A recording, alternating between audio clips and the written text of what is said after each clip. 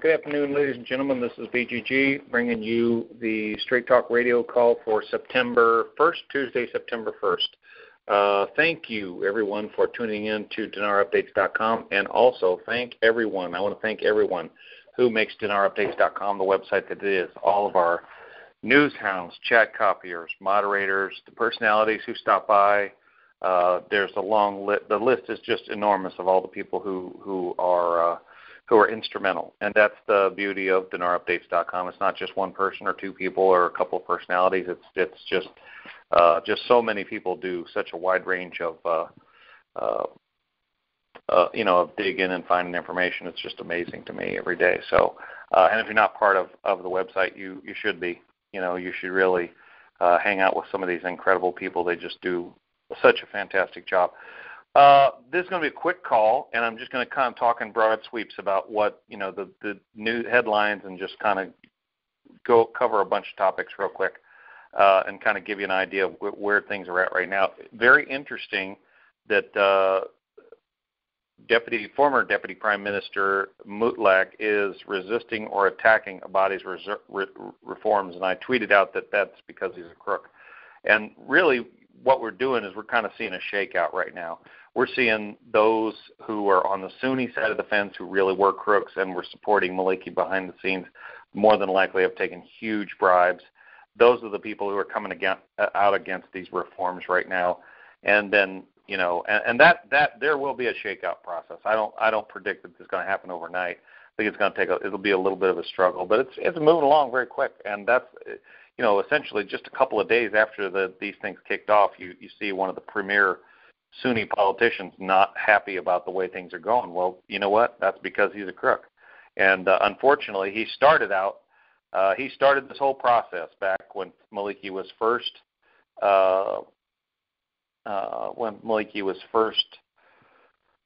when the U.S. left, immediately, Mutlaq almost got thrown in jail for his exclusive interview on CNN. And ever since that time, apparently Maliki's been chipping away at his defenses, and now he at least appears on the surface as though he's a crook. So another key instance, and this probably shows how bad a shape he's in. Medhat al-Mahmoud is lobbying in a very political sense right now. He's lobbying for support from a number of different places.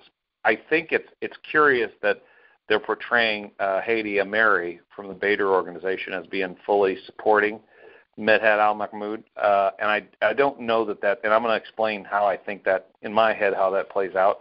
But, it's weird that a Supreme Court justice has to lobby so hard politically for his job, or to keep his job, and the bottom line is, as soon as he loses his job, he's in deep trouble. I mean, I'm without a doubt, I'm convinced that he's dirty.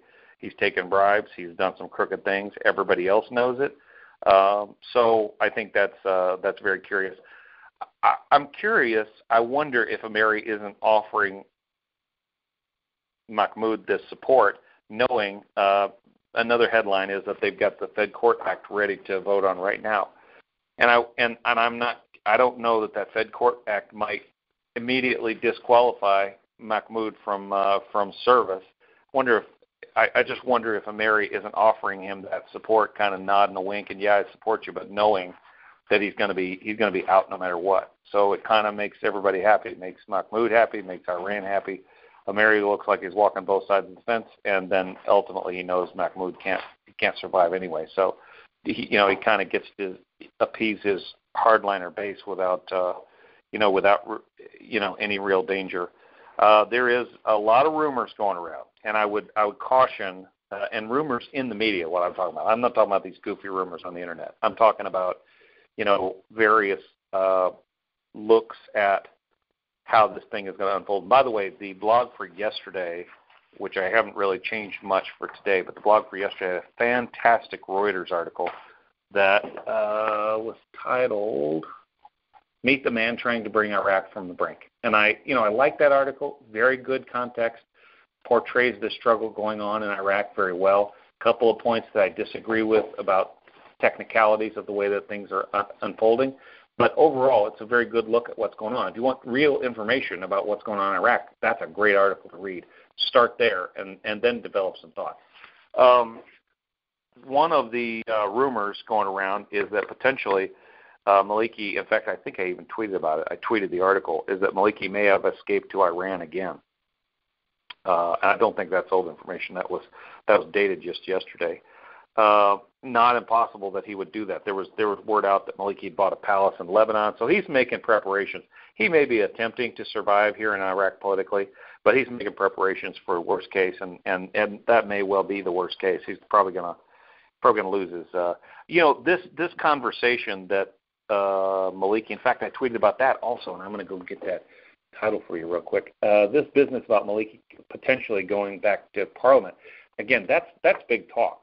That's Maliki hoping that that's what happens. In fact, I did get it off my Twitter feed, DinarUpdates.com's Twitter feed. You can follow us at DinarUpdates.com, or excuse me, at DinarUpdates. Political sources, and this was from early this morning. Political sources say that Maliki is trying to return to Parliament in the hopes of immunity and going to challenge in front of the judiciary the abolition of his office. So that's essentially what he's leaning towards. But there's no guarantee that any of that's going to work for him. So listen, these people that are convinced that Maliki is coming to Parliament, they're going to let this happen, forget that. They're not going to let anything happen. This is a struggle.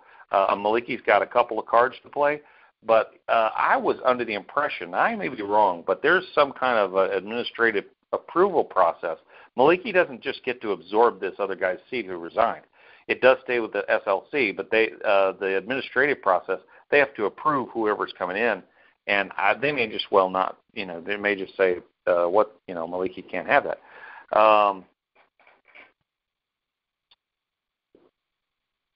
Apparently, a body is going to look into the Shabibi charges and just verify the veracity of those charges, and I think that boils down to the fact that they're going to deal with whoever the judge was on that case. They've essentially withdrawn all that, but appears to me as though they're looking at all these kangaroo court decisions, and that's why this Fed court thing. Again, all of this is driven by the way that Iraq has been run the last 6 or 8 years, which is just run into the ground. They really need things to be even-handed, justice for one, justice for all, and that's why they're looking at this Fed court situation, Mahmoud, why that's such a hot topic right now. There was an article out just today that according to Hammoudi, the investment law is vital to Iraq's future. Obviously, we know that.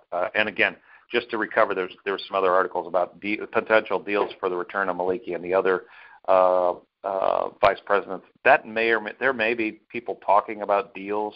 They're trying to work deals out, but I just don't see deals. I think the IMF and the World Bank essentially put a shot across the body in Iraq's bow and said, if you don't deal with these crooks, and that's really what it boils down to. You got a gang of crooks.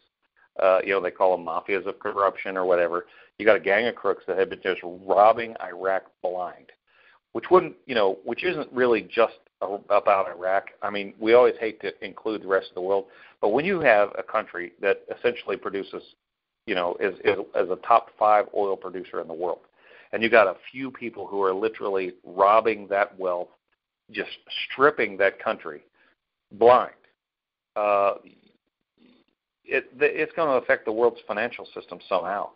I mean, it's and what the inner workings of that are, I don't know. But the World Bank and the IMF made it clear they're done with it. They've had it. If a body in Iraq doesn't get it done, they're gonna punish them economically, and that's exactly why a body's using these protests as cover.